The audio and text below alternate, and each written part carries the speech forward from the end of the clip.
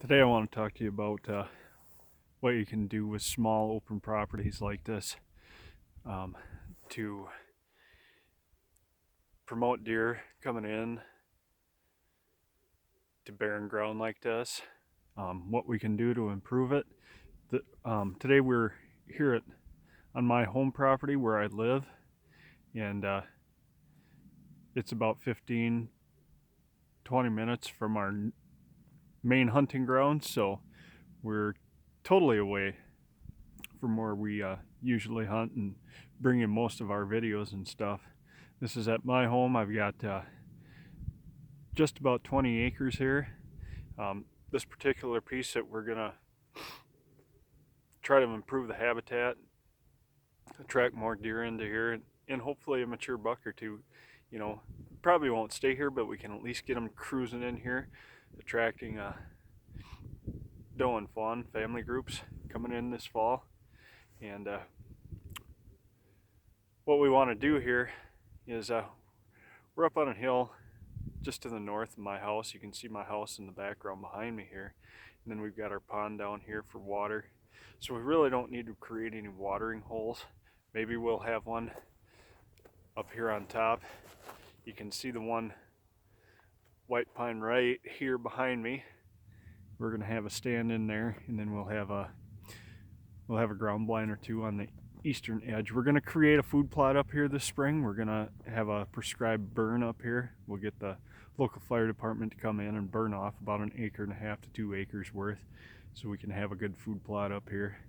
And then down below me here, we're gonna try to plant a bunch of conifer trees and maybe even incorporate some switchgrass, things like that, just to promote a little bedding.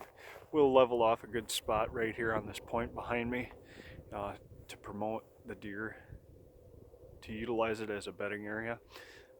We know we're not going to attract every deer in the local vicinity around here, but if we can hold deer for a little bit on this little piece, um,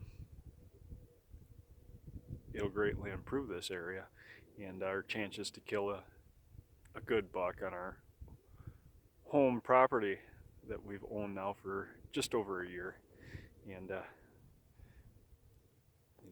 you might be asking, well, how do you plan on sneaking in, and all that? Well, it kind of works perfect.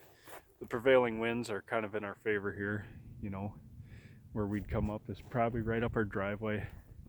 You can see the driveway in the background here.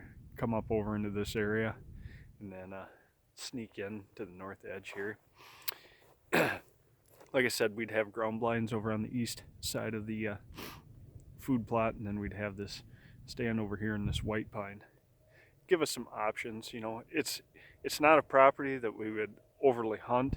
It'd just give us an option on certain days, when conditions aren't right, or we feel we've just been overpressuring our main property too much. That's the key. You don't want to hunt all the time. You want to limit it to proper conditions. I like to hunt ahead of a low pressure system and behind a low pressure system. Just the day before the low pressure hits, the bad weather hits, and then just after the cold front comes through.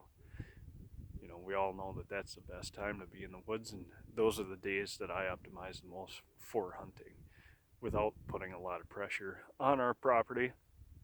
Increase daytime movement of our mature bucks. You know, less is more. That's what I always preach. Less is more for a better quality hunt. The less we hunt, the better quality our hunts will be when we do hunt. Um, but this just gives us another option to stay off of our main hunting ground. You know, somewhere the kids can come quick and at least enjoy the experience of getting out here in a tree stand. That's what we're aiming to do with our little piece of property here. So I hope today was a little insight on what we're going to do with our open property here.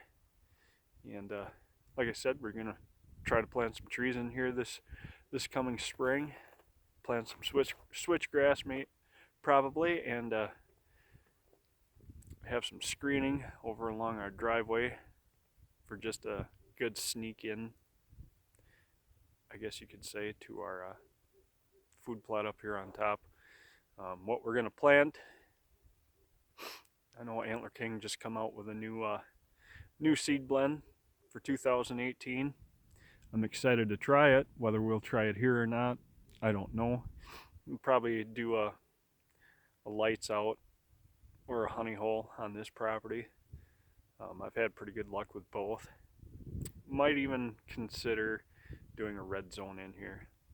Not real 100% sure yet, but stay with us and hopefully we can bring you some footage of the progress we're making on this property. Thank you.